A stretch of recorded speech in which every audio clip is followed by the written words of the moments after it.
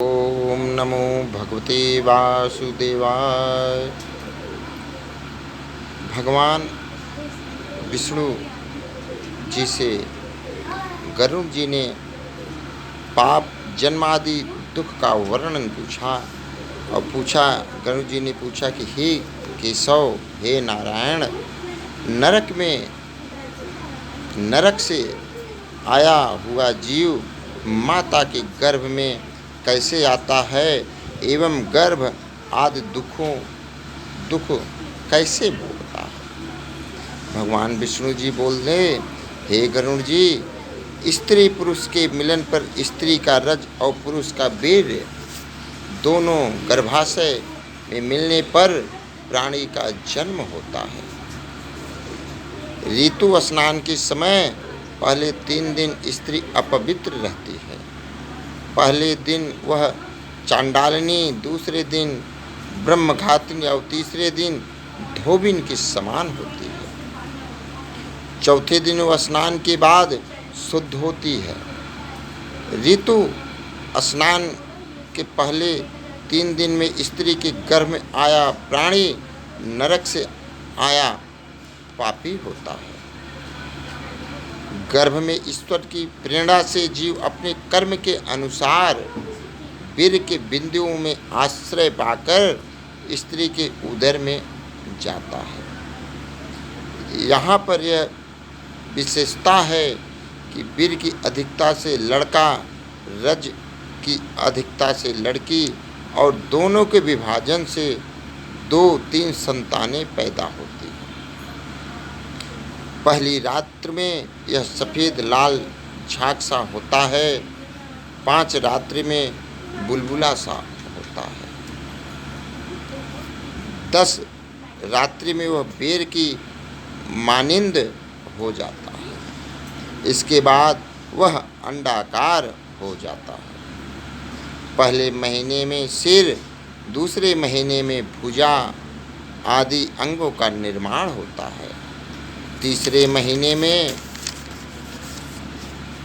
नाखून, बाल, हड्डी, खाल, लिंग आदि का निर्माण होता है। चौथे महीने मांस, रुधिर, मेदा, मज्जा धातुओं का निर्माण होता है। 5वें महीने भूख प्यास लगने लगती है। 6ठे महीने में छिल्ली होती है, जिसे जरायु कहते हैं। छिल्ली में लिपटा हुआ जीव दाहिनी कोख में भ्रमण करता है। इस समय जरायु रस, धातु, रक्त आदि माता के खाए हुए अन्न जल से बढ़ता है। जरायु से दुर्गंध आती है। जिस स्थान से जीव की उत्पत्ति होती है वह विष्टा मूत्र के गर्त सदृश है। उसी में जीव सोता है। माता के पेट में कीट आदि भूखे जंतु उसके कोमल अंगों को काटते हैं, जिससे वह मूर्छित हो जाता है। माता के कड़वी, तीक्ष्ण, गर्म, नमकीन, रूखी, सूखी, कठोर वस्तु के खा लेने पर उसके अंगों में वेदना होती है। जरायु से कसा हुआ आंतों द्वारा आवृत्ति रहता है। वह नीचे सिर और ऊपर की ओर पांव किए टूटी पीठ वाला, सिर को दोनों भुजाओं से मिला गोलाकार पिंजरे में कैद हुए पंछी की भांति दुखी रहता है। पुण्य हुआ तो जीव को ईश्वर की स्मृति आती है। जीव सप्त धातुओं से बधा पशु की भांति भयभीत हो हाथ जोड़कर ऋषियों की भांति दीन वाणी द्वारा ईश्वर की स्तुति करता है। 7वें माह में जीव को गर्भ में ज्ञान होता है तथा दुखों को देखकर कांप उठता है। वह गर्भ में इधर उधर फिरता है। जीव कहता है हे लक्ष्मीपति विष्णु जी, जगत के आधार पापों का नाश करने वाले मैं आपकी शरण में आया हूँ। हे नाथ, आपकी माया से मोहित मैं अपने शरीर, पुत्र, पौत्र आदि में ममता करके अभिमान करता रहा था, जिसके कारण जन्म मरण के बंधन में पड़ा रहा हूँ।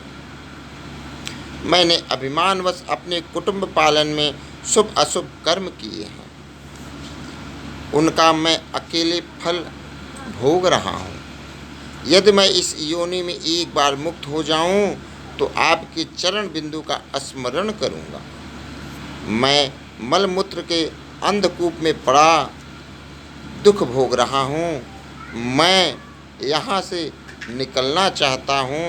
हे प्रभु, मेरी सहायता करो, मैं आपकी शरण में हूँ। अब दया करो, जिससे मैं जन्म मरण के चक्र से मुक्ति पा सकूं।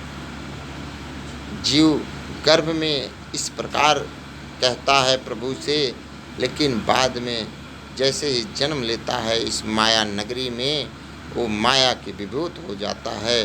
फिर वो भूल जाता है कि मैंने क्या संकल्प किया था। गर्भ में 7वें महीने का जब मैं था तो गर्भ में ही प्रभु जी से संकल्प किया था, लेकिन आज वह जैसे ही पृथ्वी पर आता है जन्म लेके, उस संकल्प को भूल जाता है और उसी पाप कर्मों में लग्न और लगा रहता है, जिसके लिए वो प्रभु जी का ध्यान और स्मरण करके एक संकल्प लेता था कि मैं इस जीवन मरण से मुझे मुक्ति मिल जाए।